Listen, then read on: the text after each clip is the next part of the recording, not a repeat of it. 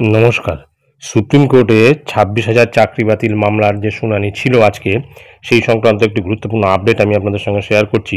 Supreme কোর্টে পিছিয়ে গেল 26,000 চাকরি বাতিল মামলার শুনানি।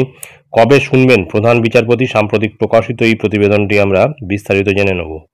সুপ্রিম কোর্টে পিছিয়ে গেল এসএসসির 26,000 জনের চাকরি বাতিল মামলার শুনানি। এই শুনানি বৃহস্পতিবার হওয়ার কথা ছিল। প্রধান বিচারপতি সঞ্জীব খান্না এবং বিচারপতি সঞ্জয় কুমারের বেঞ্চ জানিয়েছে আগামী 12ই ডিসেম্বর এই মামলার শুনানি হবে। ওই দিন এই বিষয়ে দায়ের হওয়া সব মামলার সঙ্গে যুক্ত সকল পক্ষের বক্তব্য শুনবে আদালত। বিচারপতি সঞ্জীব খান্না সুপ্রিম কোর্টের প্রধান বিচারপতি পদে বসার পর বৃহস্পতিবারই প্রথম এসএসসি মামলা শোনার কথা ছিল তার, কিন্তু সেই শুনানি পিছিয়ে গেল। এর আগে কয়েকবার এসএসসি মামলা শুনানি পিছিয়ে গিয়েছিল সুপ্রিম কোর্টে, তবে মামলাটি শোনার কথা ছিল প্রধান বিচারপতি ডিওয়াই চন্দ্রচূড়ের বেঞ্চের। গত এপ্রিল মাসে 2016 সালের এসএসসি নিয়োগ সংক্রান্ত সম্পূর্ণ প্যানেল বাতিল করে দেয় কলকাতা হাইকোর্ট। বিচারপতি দেবাংশু বসাক এবং বিচারপতি মোহাম্মদ সাব্বার রশিদির ডিভিশন বেঞ্চ ওই রায় দেয়।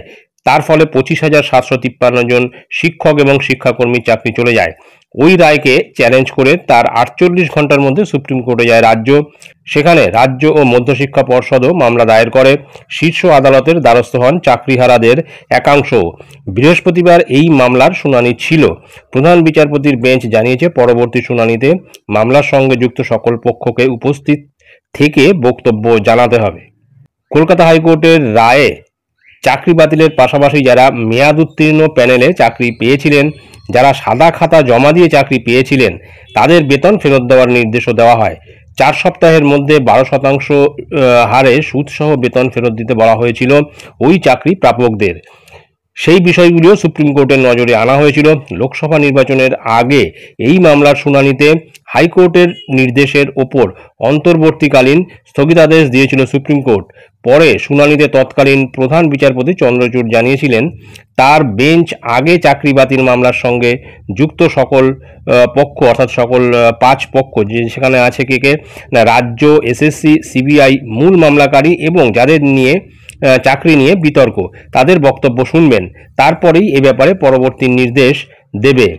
তারপরে একাধিকবার শুনানির দিন বদলেছে। বৃহস্পতিবার বর্তমান প্রধান বিচারপতি খান্নার বেঞ্চে মামলাটি শোনার কথা ছিল।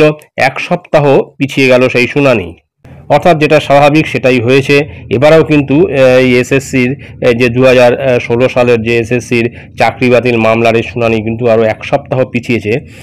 1 মাস নয়, কিন্তু বর্তমানে সেই মামলা 1 সপ্তাহ পিছিয়েছে এবং পরবর্তী 1 সপ্তাহ পরে যে ডেট রয়েছে, যেদিনকে মামলাটির শুনানি হওয়ার কথা, সেদিনকে আবার মামলাটি পিছিয়ে যায় কিনা সেটাই এখন দেখার।